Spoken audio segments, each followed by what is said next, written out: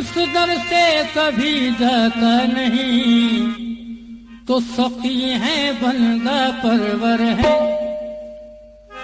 سقی ہے بندہ پرور ہے میرے عبداللہ شاہ غازی، سقی ہے بندہ پرور ہے میرے عبداللہ شاہ غازی، سقی ہے بندہ پرور ہے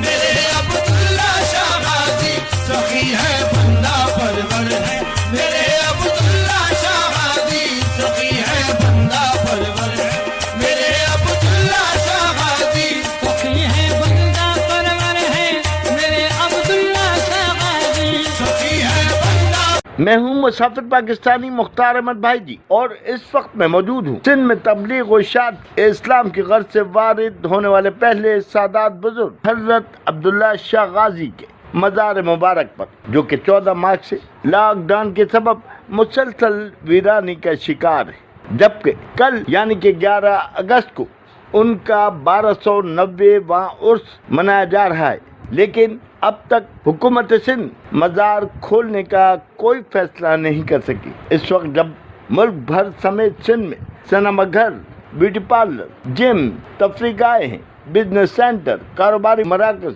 کھولے جا چکے ہیں، مگر سابق وزیر اعظم ذوالفقار علی بھٹو اور محترمہ بے نظیر بھٹو، جو کہ غازی بابا کے خاص عقیدت مندوں میں شامل تھے، اور انہی کی وجہ سے آج یہ مزار ایک عالیشان مزار کا روپ دھار چکی ہے، مگر انہی کی حکومت یعنی کہ پیپلز پارٹی سندھ کی حکومت اس مزار کو اب تک کھولنے کا فیصلہ نہیں کر سکی۔ اس کے علاوہ سندھ بھر میں 86 مزارات کو بھی کھولنے کا فیصلہ نہیں کیا جا سکا ہے، جس کے سبب قیام پاکستان سے لے کر اب تک پہلی بار عبداللہ شاہ غازی رحمۃ اللہ علیہ کے عرس مبارک کی تقریبات ملتوی ہونے کا قوی امکان ہے، جبکہ اب تک اس بات کا بھی فیصلہ نہیں کیا جا سکا ہے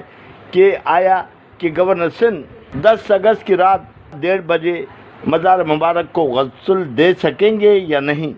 اب تک اس بات کا بھی فیصلہ نہیں کیا جا سکا ہے کہ وزیر اعلیٰ سندھ 11 اگست کو عرس کی تقریبات کا افتتاح کریں گے یا نہیں۔ اس حوالے سے ایسا معلوم دے رہا ہے کہ جس طریقے سے سیون میں حضرت لال شاہ باز قلندر کے عرس مبارک کے موقع پر انتظامیہ نے مزار مبارک کو غسل دیا اور خود ہی فاتحہ خوانی کی، اس بار عبداللہ شاہ غازی رحمۃ اللہ علیہ کے عرس پر بھی ایسا ہی کچھ ہوگا۔ سقی ہے بندہ پرور ہے میرے عبداللہ شاہ غازی، سقی ہے بندہ پرور